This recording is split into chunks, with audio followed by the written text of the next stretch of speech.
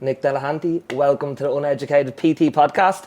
10 years in law, 5 years in the doggy business, which I absolutely love, and now running to be the president of Ireland. Tell me a little bit of how we got to this stage. Yeah, well, I don't think I set out to run for the Oris, but I suppose a sequence of events.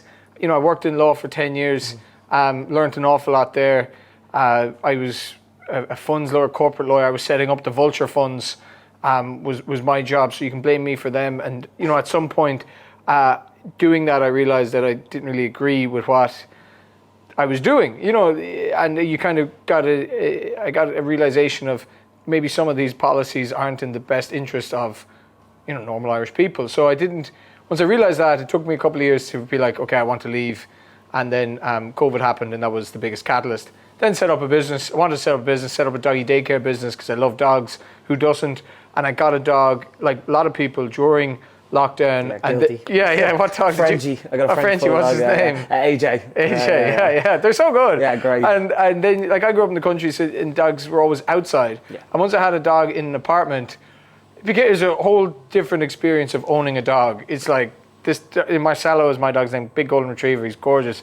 And this dog is now like a member of the family, and he's sleeping on the bed and he's everywhere. I just love him. And then it's like, but city dogs don't have wide open spaces to go run. So I created this business where we bring them out to a wide open field and we let them play, be dogs, and then take them home. But during that whole process, I kind of, have all the hallmarks of how hard it is to run a small business. Yeah. And I remember it was during the time they were putting in a new bank holiday in February.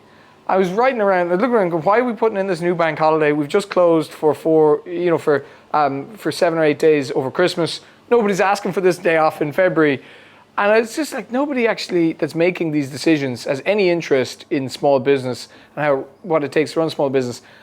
And so then I decided, I'm going to run in the local elections, and then we had Make Crime Illegal, and here we are. I'm running for president. I'm gonna go into all that. I'll probably actually just take you back because obviously, our listeners. Well, when I say our listeners, I'm just talking about myself basically. Might not understand the term of vulture fund, and you also talk about cuckoo fund as well. Can you explain them terms? And also, a lot of obviously the videos you do are breaking down them, and then in relation to IPAS centres and how is this all relevant then to Irish politics? Yeah, so basically, we must frame things of the Celtic Tiger and the crash. Okay. So after the crash, the country went broke. There was no liquidity, no money sloshing around. A lot of assets had completely depreciated in value. Mortgages weren't being paid. So the solution they had at the time, in around 2012, 2013, was to invite all these big, massive American companies here to buy up all these assets at rock bottom prices. And they were called vulture funds. Mm-hmm. And at the time, people gave out, said this is a terrible idea, but some people said, look, this is the only option. Okay. And I'm not saying it was the right or wrong thing back then, but we invited them all in and they bought up everything. They bought up people's houses, mortgages, and that's how NAMA got created. And NAMA became the bank of all these bad assets and sold them on. So they were the vulture funds. And we can debate whether that was right or wrong. But what was definitely wrong, and this is where I stand, is that we invited them in, but we never kicked them out. Mm. And they turned from vultures to cuckoos, in that they started buying, instead of buying bad assets of underperforming mortgages, they started buying brand new estates that were just being built, which was 300 houses in Maynooth en masse. Mm. And that was supposed to be the house that I should have bought, or you should have bought, or Andrew should have bought. But they were buying them to rent them back to people, and so therefore this thing of owning your own home became a lot harder, and you were competing in the market against big vulture funds, these cuckoo funds. They're the same thing. Yeah, they're the same thing. Only what they're buying is a bit different. So I was setting these up. I'm not totally against the big pools of these funds, but it's just what they do. Yeah. They do other things. They set up funds to buy shares in Apple, to buy, bonds in different countries. That's fine. But when you're buying houses, it just turns a life essential, asset of a home, and it turns into a financial product. And then, so that was pretty bad. But then recently, these same structures are now buying IPAS centres, hotels, and turning them into IPAS centres. So they're getting loads of money from the state. And the whole thing about these things, these structures, is that they're very tax efficient. So they're not paying a whole load of tax. And so the final straw was when they started buying IPAS centres, because that's government money, mine and your taxes, going into these tax efficient funds to take up a local resource of a hotel. And that was final straw. I was like, no, these guys, nobody is clipping their wings. You had a quote where it was like, €6 billion being spent to enrich a small group of politically connected hotel owners, landowners and rogue businessmen to house asylum seekers.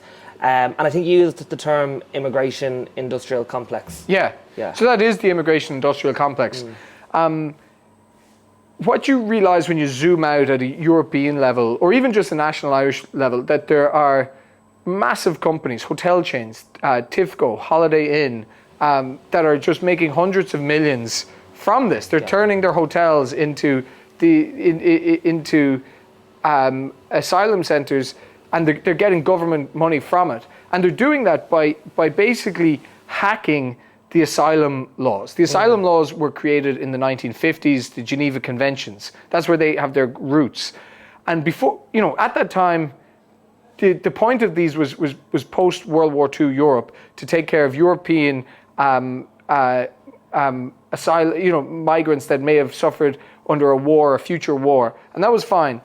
But it then just got manipulated over the course of the next 50 years, and coincided with the rise of low-cost travel, social media, smartphones, and private equity. Combine all those things with these very empathetic laws that want to do good, but have no protections against all these things. So I think all those asylum laws need to be scrapped and redrafted. I'm not saying there should be no asylum laws. I'm saying the current ones are just wildly inappropriate. Do you think that's where the conversation gets lost, as people just kind of break it down to, it's like, oh, you don't want to help these people versus you do? Exactly. It's very, when people start talking about this, they immediately just have a negative reaction, say, no, you are you're being racist, you don't want these people. I'm like, no. What you're actually doing, the way these laws are currently set up, is that the people you're harming the most is the people that need asylum the most. Because other people who don't necessarily need asylum but would see an opportunity to live in a nice hotel in Drogheda and be able to get a job and move to Ireland and become an Irish citizen within 5 years as a better life than where they are. But someone that is actually fleeing war in Myanmar, in Sudan, in Gaza, they're not necessarily the people that we're helping. We're helping people from Georgia, from Nigeria, from Pakistan. There's no wars in these countries. And it's because they're able to manipulate the system.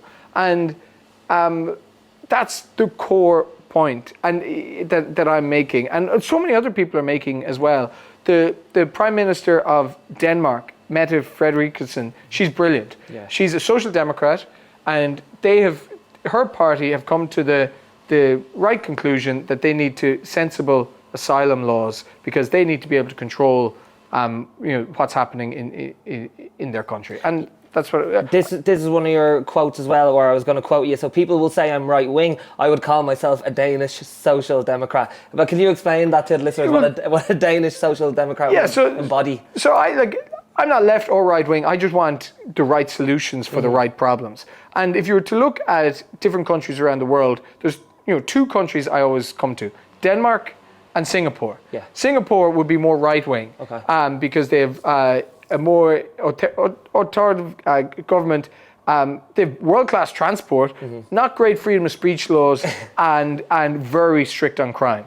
But then Denmark, a very socialist country, and they'd be more aligned to where Ireland is now. But they have very little corruption, high trust, very progressive prison system, but also strict prison system. They have very good freedom of speech laws. They have very strict rules about flags and national identity. Like, you can only raise the Danish flag, and you need permits for different types of flags. And that's just about their identity. They hold on to Danish culture. This idea of multiculturalism doesn't work there. It's like, if you come to Denmark and want to live here, you're Danish. And I'm like, that's great. But they allow, they still have an asylum system, but they have a much more strict control of it. Yeah. And this has all happened after they brought in hundreds of thousands of people in 2015. Yeah. And they had to go through a whole process of clearing ghettos and making sure people started actually speaking the Danish language and things like that. So they experienced how they did it wrong, but they fixed it very quick. And how can we then just learn from them? Well, I would say what Denmark and Sweden went through in 2015, we're going through right now. Yeah. And if we continue at the same rate over the next couple of years, we will get to just how bad it was or is in Sweden or Denmark. And then the question is, are we able to fix it? And that's where I'm coming in. I'm like, this can be fixed. It's not at breaking point just yet, but it's the rate of travel. It's the rate of how things are happening and not getting fixed. So I think the next 5 years in Ireland are going to be huge. You said, I don't believe we have a housing crisis. I don't believe we have an immigration crisis. We have something far bigger. We have a political crisis. Yeah, we do have a political crisis because all those problems can be fixed. Yeah. We can fix housing. We can fix immigration. We can fix cost of living. I call it a cost of government crisis because what we do, nobody talks about this enough. We have our government, for the second consecutive term, we have Fianna Fáil and Fine Gael in government. These are two parties that were sworn enemies over the last 100 years. And now because each of their supporter base, basically their vote is decreasing, they've had to merge. Well, they haven't fully merged yet, but they've had to coexist in government together. And this concept of a rotating Taoiseach has now become normalized. And I'm here saying, well, this is not leadership. We've had, the office of Taoiseach will have swapped, I think, 6 times or maybe 7 times in less than 10 years. And that's not leadership. You know, they are devaluing the office of Taoiseach and no decisions are getting made. So right now, it's all so predetermined. We have Micheál Martin as the Taoiseach, and we all know it's written down that Simon Harris is going to be Taoiseach for the second time in a year's time. So what's his motive or incentive right now is to say nothing. Steady the ship. We're not going to bring down government. We're not going to make any rash decisions because I want to touch the top of the mountain and have the crown on my head in a year's time. And that's not real leadership. Real leadership should be, I'm going to make hard decisions. If it fails, it fails, but I don't care. And this is what we lose by having a rotating leadership. So they're rewarded for doing nothing.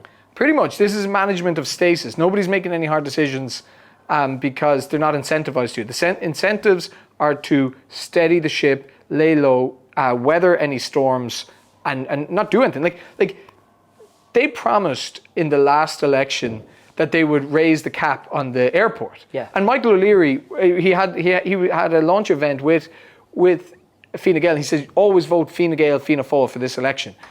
Because he thought they'd raise the cap. They haven't raised the cap. And he's still supporting Mairead McGuinness in this election. I'm like, Michael, what do they have to do to lose your support? Why are you so dyed-in-the-wool supporting these guys when they're not able to change the laws that they created to cap the airport? So, you know, if they're not able to do that, then they're not going to be able to do much else. Because that's an easy fix. You spoke on Breaking Point, in which you spoke about radical candor. What does that mean? Yeah, radical candor, it's actually a book by, I forget her name. She was an executive in Apple or Amazon. Yeah. And she had this, business phrase of radical candor, that on a business team, that if you love that team or you want that team to succeed, you owe it 120% honesty. Yeah. And even if somebody isn't playing well or performing well on the team, you got to tell them that to make them better. So if you adapt that to a country, we got to have radical candor, it's radical honesty of what's working and what's not. And at the moment, you can't say certain things. Yeah. We were trying to organize an event, and the title of the event was "Is Ireland Safe?" in UCD, and we had on our panel a UCD lecturer, and it was all ready to go. We had a few tickets, we had a very nice crowd, and 2 or 3 days before, we actually had Nicola Tallant on the panel as well. So it was high profile. A few days before, the Students' Union of UCD who were kind of politically aligned to other parties shut us down. They said we were far right and all this. They said the people that were coming were going to be troublesome. I was like, people are coming are political nerds, I'm very concerned people as well. But people that are like really interested in policy. And we couldn't believe it. We had a UCD lecture on the. So when I talk about radical candor, we couldn't even have just a simple open debate on a college campus. We ended up hosting the event the exact same night in town in a hotel on the Keys. And it was fine. It was like the most dull event. It was great. It was on video. But the people that came, it's embarrassing that UCD would not allow that. It was embarrassing. And I want to talk about that. I want to talk about the media and I want to talk about free speech and all that stuff. But before I even go into that, so like in regards to the things you've spoken about, obviously then you're running for president, and I think a lot of people are like dismissing the idea that presidents can't change anything. Yeah, so Ireland has the president with the least executive power in the world. Yeah. Our president, has very little powers. And I'm not saying that's a good thing or a bad thing. Yeah. But I do think we should probably talk about the fact that our president has no powers in the circumstances because we have this rotating Taoiseach. If there's never been a more appropriate time to talk about the potential powers of a president, given the fact that we've devalued the office of Taoiseach. Nowhere in the Constitution does it say that there shall be a rotating Taoiseach. Yeah. So I really am, it's a sticking point. But what are the powers? The basic main power of the president is to promote conversation, promote topics and be a national voice and be emblematic of what the country represents. As I say, the president is the only political office that is elected by the entire country. That means something, it should be used to say something. Yeah. And so I'm 35, I'm at the minimum age, I only turned 35 a few months ago, so I'll be the youngest person to ever even try this. Yeah. And everyone else in the field so far anyway is going to be, 60s, 70s, so there's a huge gap there. So, let's, instead of saying that the president is a retirement gig, let's have an active president where we have someone that's willing to promote new ideas and be able to talk to the youth of the country. I know what it's like not to own a house. I'm part of Generation Rent. I have a small child. Myself and my wife have a baby Nico. He's 10 months old, and we live in an apartment in town. And I'd love to be able to buy a house. I'd love to be able to have more children. But nobody's talking about this. And I'd love a president that does talk about this. Yeah, well, like the idea that you said that they're shutting down youths having a conversation about is Ireland safe, like to have someone who's president who can actually have them conversations is probably really, really important. Yeah, and like, is Ireland safe for I don't know why they shut us down, because like is Ireland safe for everyone? Like in the media this week, we have attacks on Indian families. Yeah. That's what the conversation was about. But because they just didn't, these ideological driven parties, it was the UCD Students' Union, who are a load of people before profit volunteers or something like that. That's what it was written down as. And they just didn't want us on the platform. I was like, we're going to talk about all sorts of crimes. Like my whole slogan was make crime illegal. That's everybody who commits crimes should be punished. A marketing genius. We're getting attention. And like you said, I only seen that as well. It was an Indian man in Tal, I think he was attacked, and then obviously you had the incident on Capel Street as well. So it's like it's happening on all sides of the spectrum. Yeah, it's nothing got to do with race. It's crime is like Lady Justice is blind, and she holds a weighing scale and a sword. That's what justice is. Yeah. If you commit crimes, you should be punished. But at the moment, social justice, this concept of social justice has gone way too far, where we have the Irish Penal Reform Trust, they're a well-funded lobby group, NGO, that literally canvass all the politicians to say that there should be no more new prisons, that there should be limited prison sentencing, everyone should get bail, you should serve your sentence in the community. I'm like what kind of fairyland are you living in?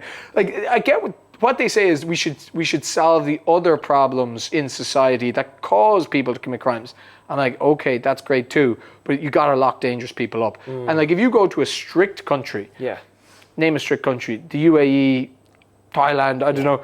Maybe not Thailand. I mean, there's no crime in Dubai when you go. Sorry, Dubai, because everyone knows if you commit a crime in Dubai. Yeah, like you can leave. I left my iPhone there and I just walked away, and it was there when I got back. If you commit a crime in Dubai, it's trouble. Like you do not want to get in trouble. And I'm not saying we need to get to that stage, but we've gone too far the opposite way. Yeah. Whereas like someone who's got nothing to lose knows that if they go into town and steal a load of stuff, that they'll get a suspended sentence. Yeah. So what? I'll take the risk.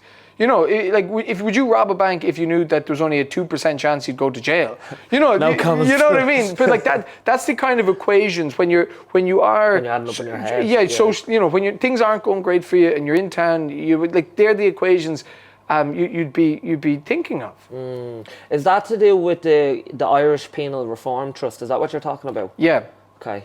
So they're a very well funded NGO that has the whole mission of like opposing prisons, being social justice, serving your sentence in the community, and there's only about 5 or 6 people work there. There's no diversity there. There's no men. I don't think maybe one man working there, but like there's no diversity there, and there's no gender quotas there. But there has to be gender quotas in the parties. So I always laugh at that. What is their like motives to like pushing that? Because it doesn't really make sense to me why. Yeah, so there's a whole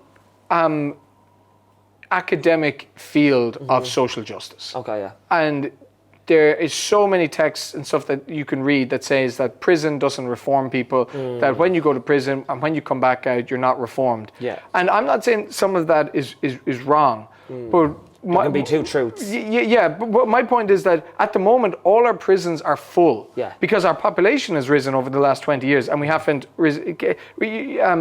But their argument is that our prisons are full, therefore prisons doesn't work and nobody should go to prisons because people are going to commit crimes anyway. And I'm like, no, our prisons are full and people are committing crimes because they know they won't have to go to prison or their sentences are going to be reduced.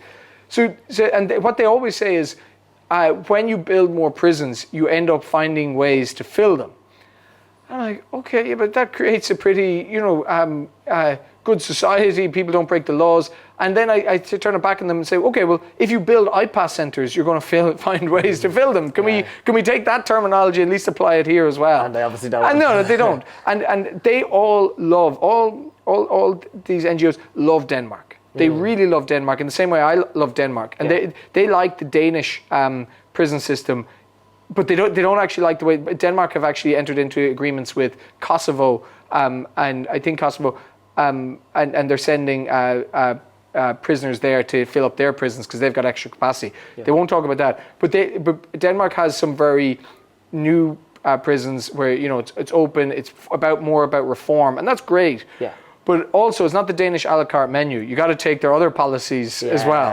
It's all or nothing. You have to work off the same system, not just exactly. Bits of it. And you also spoke about the Black Axe Gang when you were doing that talk as well, which I had never actually heard of them before. Could you tell the listeners a little bit about them? Yeah, I think they're kind of mysterious. I don't know the ins and outs of them, but the Black Axe Gang, there's been a few articles written about them that they are making an enormous amount of money. They originate, I think in Nigeria, there's loads of operatives here in Ireland. I think the article said, maybe 1,000, maybe more of people that are working for them. And it's not that they're going around breaking into people's houses. Yeah. It's more cybercrime. Cybercrime, telephones, and things like that, as well as maybe other aspects. But it's a network that has infiltrated Ireland. The guards know about it. There's been a few articles. But in my view, it's like, why aren't we allowed to talk about this more? Because it's like they're making more money than the Kinahans. Yeah, that's insane. And do you think, like I know myself when I go into town now, it feels less safe. Like, I don't know what the statistics are of whether crime is rising or not, but it feels like it's more dangerous in town. Yeah, it depends what part of town you go to. I was like, I've had some brilliant evenings out in town in the last few weeks. Just off Grafton Street, people out enjoying the sun and a beer. And that's great. Yeah. But like, I did have a few times where we were walking down City Quay and I was with my wife and it was incredibly intimidating. Like, all these guys just standing on the bridge and they've nowhere to go. I'm not saying it's their fault, but that was my experience. And like I felt, oh my God, this is actually intimidating because everyone's on your side and you're walking down through a tunnel. Everyone's on your side. And I remember when I canvassed around City Quay last year, it was an area where they were waiting for me to knock on the door because there was someone that was actually going to talk about the issue. The ladies that live in those apartments in there, they've had war basically. They feel so intimidated, they're scared to come out of their house. So City Quay is one area, and kind of anywhere off O'Connell Street, the north inner city is particular hotspots because you've just brought so many new people to one area too quickly. Do you think there's a class issue with that? Because it's like the people who are going to be complaining about immigration are the ones who are probably directly impacted by it, because like they're not putting IPAS centres in Doggy or Foxrock. Yeah, you know? Yeah. Well, not yet. They probably will, but yeah, that's the whole thing. That it's these luxury beliefs. When you have a big, massive red brick house with lovely gates and a nice car in front of it, and everyone else on your road has, life is great. But then you're living in town, in the flats, and next thing, this whole hostel that used to be there has now become an IPAS centre for single men. Like you feel more like it's only natural. And I'll never forget. I was canvassing last year, and I knocked on one lady's door, and she was very nice. And she immediately said she understood what I was saying because she went to Coldplay in Croke Park. She hadn't been to she literally said she hadn't been to the North Side in years. Yeah. And she went to Coldplay in Croke Park, and then she immediately saw the difference. And I think one of the things of why I asked myself, why do I notice this? And because of my business, I'm driving around the city. Yeah. I've been all over the city over the last couple of years, picking up going visiting clients and picking up dogs and things like that, and you just go into all these random estates. I know what's going on. Most people and other people that there's a theme of people that kind of see it first: drivers, bus drivers, taxi drivers, business owners. Business owners feel the pressure of taxes and things like that. But it's those kind of cohorts. But if you're working in Google, and you're going from Ballsbridge to Google every day. Yeah, you're in your bubble. Yeah, it's a lovely bubble. Life's good. I was listening to your interview with Tip FM, and he spoke about how about losing the local and the national elections. So I wanted to kind of ask your analysis on them elections going into this campaign. Yeah, so I ran on the locals. I had a very haphazard road into it because I basically only decided to run a few weeks out, 2 months out, I'd say. And hadn't got a clue really about what it took to run a campaign. I didn't have a manager. I just did it all by myself. I went up, I printed off 100 posters. I put them up. I had a few slogans. The most famous one was "Make crime illegal." There was others, "Build, baby, build," and things like that. That was the winner. Yeah. "Make crime illegal" won, and went viral, and that was great. But local elections, I barely knocked on 100 doors. Yeah. I really didn't, and I was more focused on online and just getting my name out there, and so I didn't get in. But then I did take the general election much more seriously, and had much more posters, had a small team, and still first time out independent, and really tried hard at it. Learned a lot. Canvassing is grueling. Yeah, I'd imagine. It really is. Like you're knocking on doors all day long. While trying to run a business, while trying to run a family, and you don't know where you're going. We were still pretty amateur. We didn't have, it's our first time. People like, who are you? And so, the initial just conversation took longer because you had to explain everything, who you were from the off. So I was pretty happy with how I did. I became the top independent. I beat Kate O'Connell, who's a former minister. But hindsight, I was never going to beat the people that got in because they are Fianna Fáil, Fine Gael Labour, party leaders, deputy minister for justice, and it's Dublin Bay South is like the one of the hardest areas. So I'm very happy with how I did.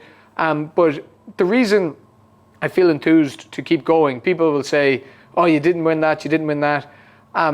But because of my success online, like my reach, it's nearly more suited to the bigger catchment area. That's what I thought. Yeah. And not saying you're going to definitely win. Yeah. But you will put in a better performance relative to the smaller, more focused areas. And there's the famous quote, like, if you knew you were 30 failures away from your goal, how quickly would you want to fail? So if I am not afraid of failure, and other people's, I'll say to them, I've failed more times than they've tried. I don't care about failure. Can you explain how you actually get on the ballot for the Irish presidency? Yeah, so it's difficult.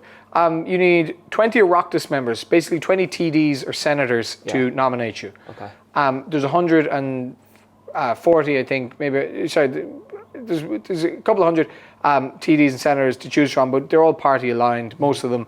And so when you narrow it down, there's probably a group of 25 that could be corralled to, vote for an independent, whether it's me or someone else. But corralling them, it's going to prove difficult. Yeah. So the other way is 4 county councils. So Wicklow County Council, Dublin, South County Dublin County Council, Tipperary, Louth, whatever, across the country, up to Donegal, down to Kerry. And so we're, emailing all these councillors, trying to tee up, see, who's willing to support. We have lots of people in different councils who are actively really looking to support me because they like the message. But you have to get the whole council. Yeah. So that's the difficult part, because the whole council is generally made up of Fianna Fáil, Fine Gael, Sinn Féin, and the question is, what will they do? But we live in a democracy. The councillors, a lot of their powers have been stripped. This is one power that they have and that they really like. It only comes around once every 7 years.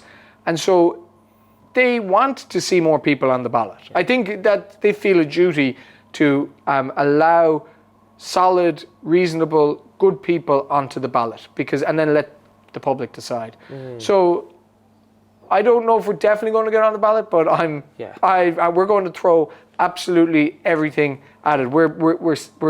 We believe that we are going to get on it, and that's the way we're continuing from now. So it's a lot more difficult if you're an independent than if you're with one of the main 3 parties. Yeah, so they'll nominate their candidates. So Fine Gael have nominated Mairead McGuinness.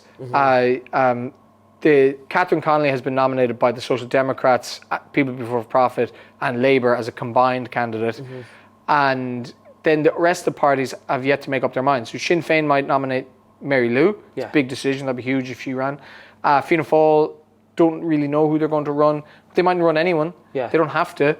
And then there's room for independents then as well. So we'll see how it goes. If Mary Lou runs, that will really shake things up. Let's say there was a lot of young people who probably would want to vote for you because of your age and because you're renting, but they don't have the opportunity yet until you get on the ballot. Yeah. So it all comes down to whether I get on the ballot or not. And that's up to me. That's down purely to me and the team that I have around me, that we've just put around us in the last few weeks to try and do this.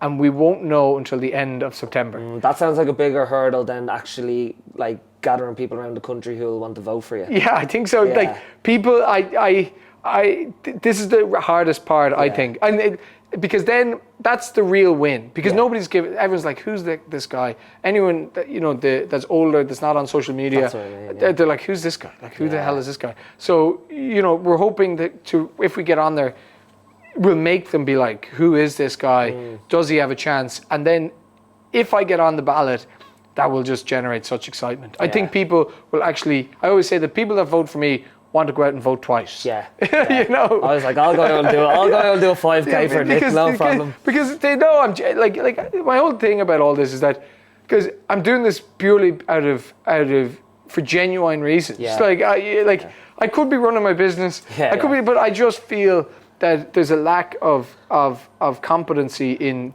political life. Well, this was one of my questions for you at the end. I was going to say, it sounds like a lot of work, a lot of stress. You run a doggy business, that would be a lot more enjoyable. So I was going to ask, why are you doing this? I was out there today, and I do love it. It's a big stress reliever being with all these gorgeous dogs. And it's a very enjoyable business. And I'd love to be growing it and things like that. But in my head, I kind of know that even if I was to grow my business,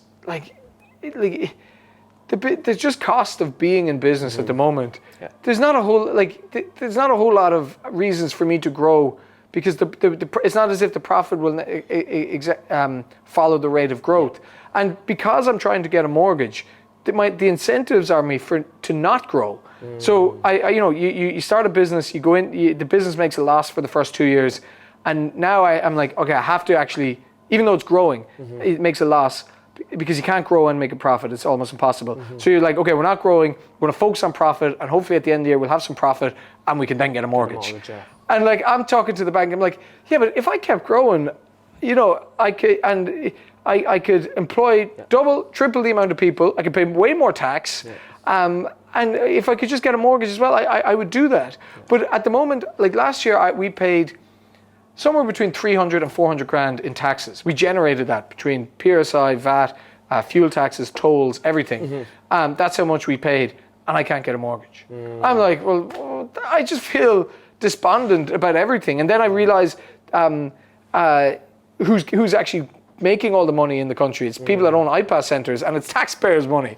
So I'm sorry, but I'm actually not sorry for kicking up an almighty fuss about this, because I'm the one, and so many other people who have set up businesses to be their own boss, to go out and do the right thing, be entrepreneurial, and then get punished. And you're helping other people as well, because I know I read or listened in another interview, like you had a bunch of Brazilians working for you who... Yeah, we tried, the makeup of our company at the moment are Italian, Portuguese, Croatian, Brazilian, South African, Irish, obviously we've a few more Irish, and it's brilliant. So when people say, "Oh, you're anti-immigration," it's like, give me a break. Give me a break. I'm the perfect example of how immigration is great and how it can be great. But then I'm able to hold the whole conversation in my hand and say that not all immigration is great, and especially when it's draining funds from people that pay all the taxes. So you know, but other people are just, they're not able to hold the whole conversation in their hands. Or they don't want to. They don't want to. Exactly. You spoke about the young Irish people in Sydney who stood outside the Opera House with that sign that said, like, give us a reason to come home. Do you feel like that represents the hopelessness that young people feel about the country right now? I think so. Like, what is there to cheer about at the moment? And like, Ireland is brilliant. Like, we are class. Like, let's not forget it. I love being Irish. I love meeting Irish people when I'm away or out and meeting new people. It's brilliant. I love Irish, and I want to make sure that there is something to be proud about. And at the moment, it's like, it's all bad news.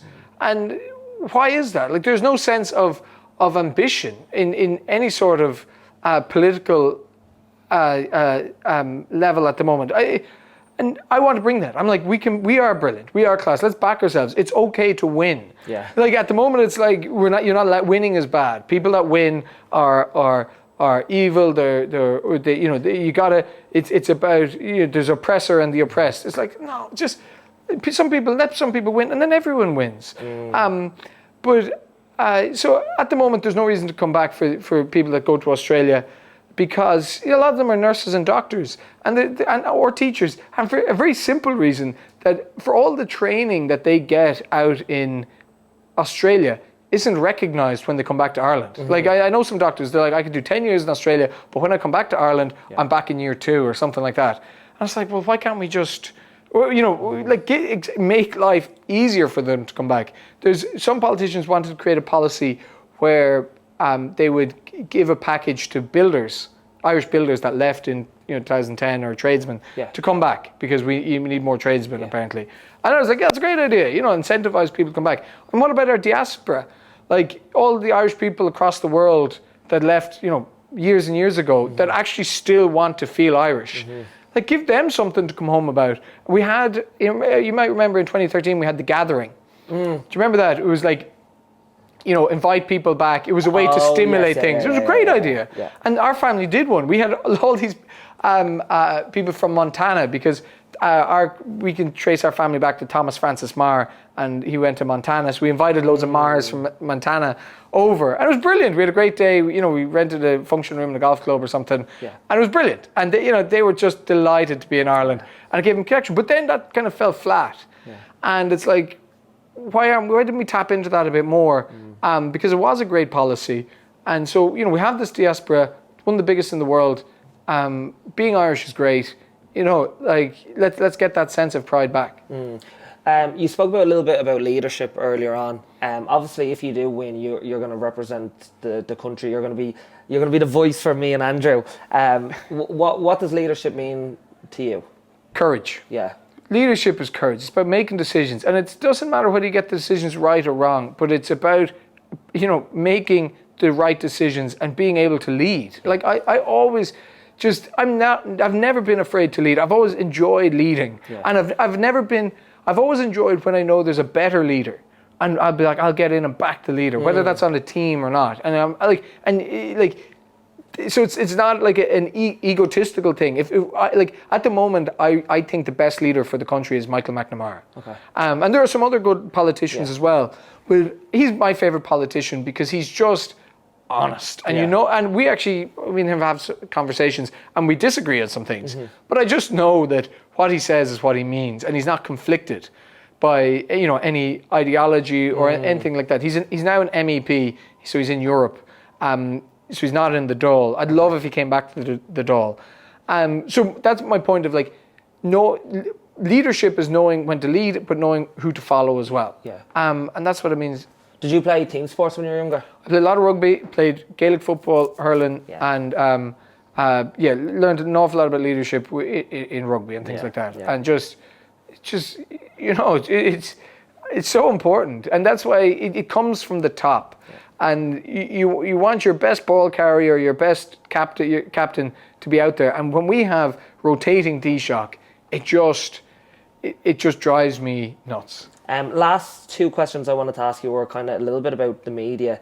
Where do you think we're at in terms of journalism in Ireland?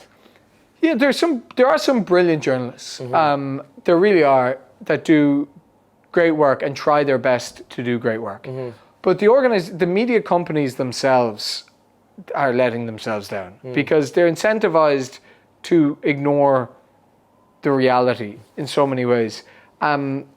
And they're scared for other reasons. Let's play it from their point of view.